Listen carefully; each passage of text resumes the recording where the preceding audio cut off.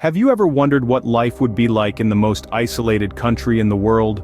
Nestled in the eastern Himalayas, our journey takes us to an intriguing land of high mountains and lush valleys, known as Bhutan. This unique kingdom is not only geographically isolated, but also consciously chooses to remain so, a decision that shapes every aspect of its existence. Bhutan, the land of the Thunder Dragon, is a country that thrives on paradoxes. It's a place where isolation brings about a rare serenity, a peace that permeates its majestic landscapes and the lives of its people. Yet this very solitude also poses unique challenges, testing the resilience of Bhutanese society in unexpected ways. Isolation in Bhutan's case is not about seclusion, but about preserving a way of life, a culture, and a heritage that's uniquely its own. Today, we delve into the intriguing life in Bhutan, a country that has chosen to remain isolated. In Bhutan, wealth is not measured in bank accounts but in gross national happiness. The Gross National Happiness, or GNH, is an innovative approach that Bhutan has adopted to measure its progress. Unlike the Gross Domestic Product, or GDP, which gauges economic performance, the GNH focuses on the spiritual, physical, and mental well-being of its people. It's a holistic approach that balances material wealth with emotional and spiritual fulfillment. So how does Bhutan measure happiness? It's not as simple as asking, "Are you happy?" Instead, the GNH is evaluated through 9 domains: psychological well-being, health, time use, education, cultural diversity and resilience, good governance, community vitality, ecological diversity and resilience, and living standards. Each domain is carefully examined, and the results are used to guide the country's policies and goals. But what does this mean for the average Bhutanese citizen? Let's take Dorji, a local farmer, as an example. He wakes up before sunrise, tending to his fields and livestock. His life is simple and devoid of modern distractions. He doesn't have a high-speed internet connection, nor does he have a 9-to-5 job in a bustling city. But Dorji is content. He finds happiness in his daily routines, in the tranquility of his surroundings, in the quality time he spends with his family, and in his strong sense of community. Dorji's happiness is not an anomaly, it's the norm in Bhutan. Despite the lack of material wealth, people in Bhutan are generally happier than those in more affluent nations. They prioritize family, community, and spiritual growth over material possessions and monetary success. They have a strong sense of identity, a close-knit community, and a deep respect for their environment. The GNH has shaped Bhutan into a nation that values happiness and well-being above all else. It's a striking contrast to the rest of the world, where wealth and economic growth are often seen as the pinnacle of success. In Bhutan, happiness is a collective pursuit, a testament to their unique way of life. Nature is not just a backdrop in Bhutan, it is a vital part of their existence. In the heart of the Himalayas, Bhutanese people share a profound relationship with nature. It's more than just a symbiotic interaction, it's a spiritual connection. They perceive the mountains, rivers, and forests as sacred entities where deities and spirits reside. This deep-seated belief shapes their everyday actions and decisions, from farming to building homes to preserving wildlife. Let's delve into the life of a local forest ranger, Tashi. His name means luck, and he considers himself lucky to be a guardian of Bhutan's lush green cover. Every day, Tashi embarks on his journey into the wilderness, armed with nothing but his passion for preserving the environment. His task is not an easy one.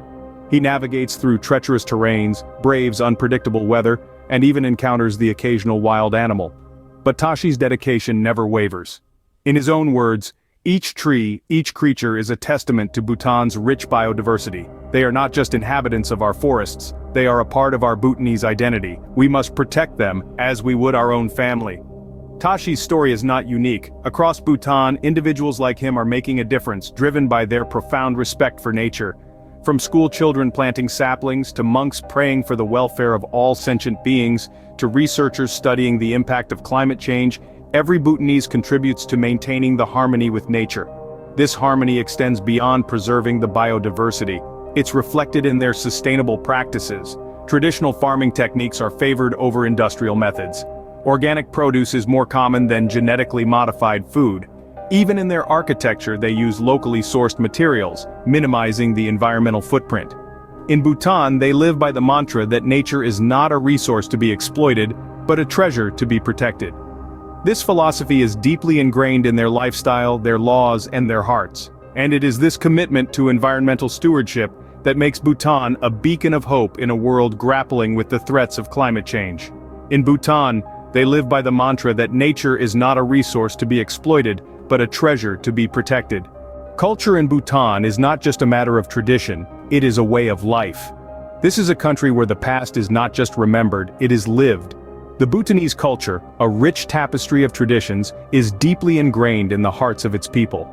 It's not just about the festivals and the traditional dress, it's about the values, the beliefs, and the daily rituals that shape the Bhutanese way of life. Imagine being a Bhutanese monk living in a remote monastery, high up in the mountains. For you, the day begins before the sun rises with the sound of a conch shell echoing through the mountain valleys. This is followed by prayer sessions, meditation, and chores around the monastery. You don't have a smartphone or a laptop. Instead, you have ancient scriptures, prayer flags fluttering in the wind, and the silence of the mountains. This is a life of simplicity, of mindfulness, and of profound spiritual depth. The Bhutanese culture is deeply Buddhist, with its roots in Tibetan Buddhism. It is a culture that values compassion, wisdom, and the pursuit of enlightenment.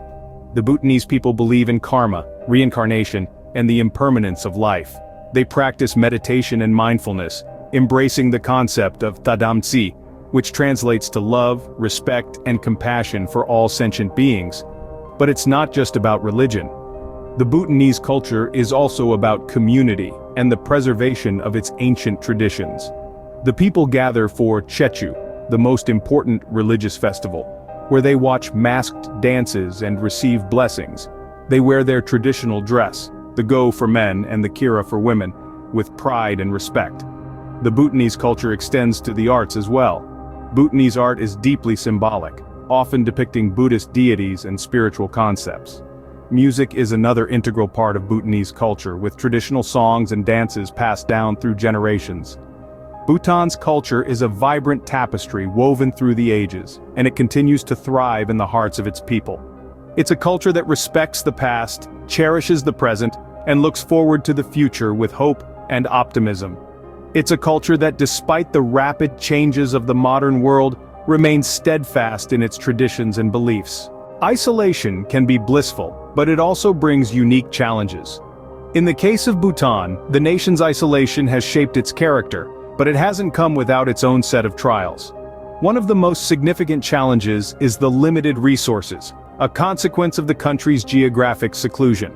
With rugged mountains and deep valleys, transportation of goods and services can be a monumental task. The lack of modern amenities, such as high-speed internet or expansive road networks, adds another layer of complexity. Now imagine being a school teacher in this terrain. Let's take the case of Pima, a dedicated educator in a remote Bhutanese village. Every day, she wakes up before the sun, prepares her lessons, and begins her journey to school. It's not a simple commute. It's a trek through miles of mountain trails, across wooden bridges, and along steep cliffs.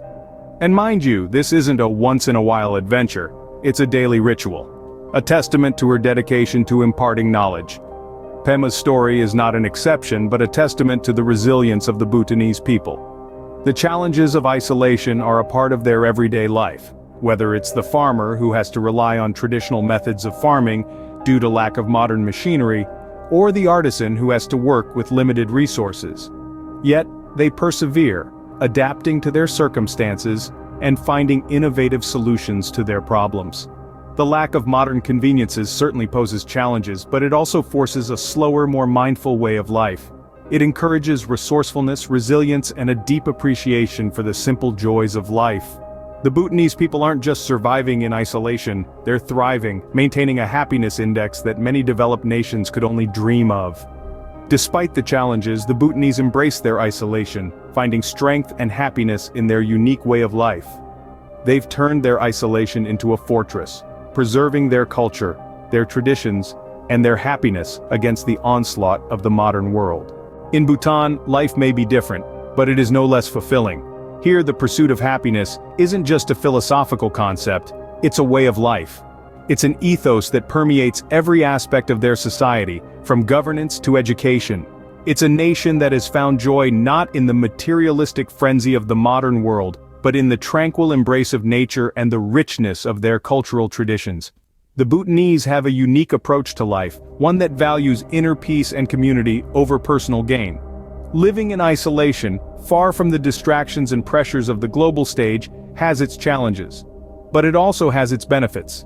It has allowed the Bhutanese to maintain their unique way of life, unspoiled by the pressures of globalization. Life in Bhutan teaches us that happiness can be found not in material wealth, but in simple living and harmony with nature and each other.